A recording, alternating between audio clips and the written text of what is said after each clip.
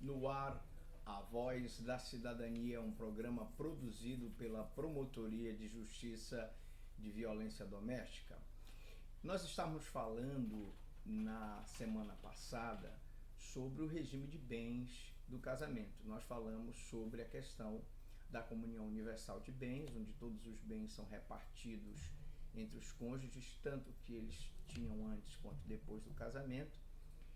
Na separação de bens, em que nenhum bem ele é dividido para os cônjuges, cada cônjuge fica com o seu bem, e na comunhão parcial de bens, que só os bens adquiridos durante o casamento são divididos entre os cônjuges. Os bens que eles trouxeram anteriormente não são divididos.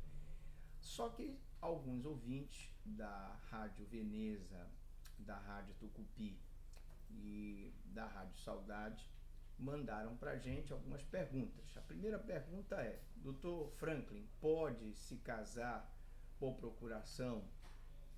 As pessoas podem se casar por procuração? Imagine uma pessoa que mora em São Sebastião da Boa Vista que quer fazer um casamento em Moaná ou vice-versa. E a resposta é sim, desde que a procuração seja feita em cartório, chamada de instrumento público, valendo-se de pelo menos um prazo de 90 dias. Então você vai no cartório, faz um instrumento público em cartório e você pode designar uma outra pessoa para casar no seu lugar.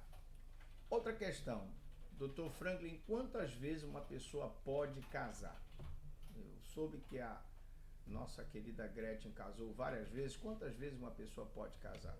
A lei ela não limita o número de casamentos civis, desde que tenha havido a extinção do matrimônio anterior mediante divórcio, falecimento de um cônjuge ou anulação do casamento. Então, se a pessoa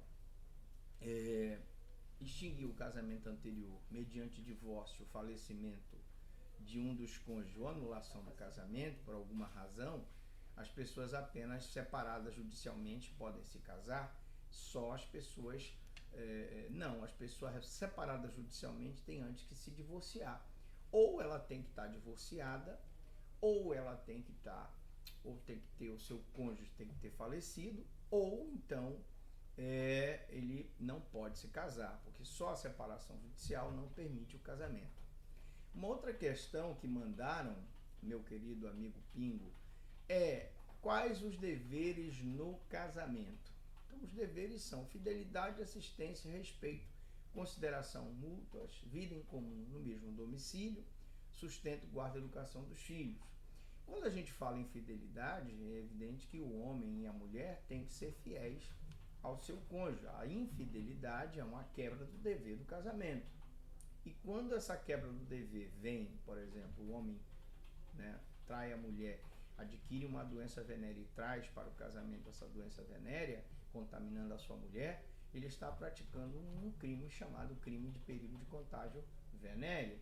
E claro, respeito e consideração mútuos, nada de praticar condutas tóxicas com a mulher.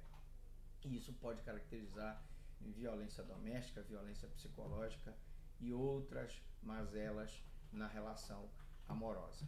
Vida em comum no mesmo domicílio, outra obrigação do casal, viver no mesmo domicílio. Portanto, se a pessoa é casada em São Sebastião, a obrigação dela é viver em São Sebastião da Boa Vista com a sua esposa.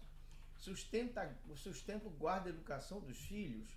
Sustento, se ele deixa de pagar a pensão alimentícia, ele pratica o crime de abandono material.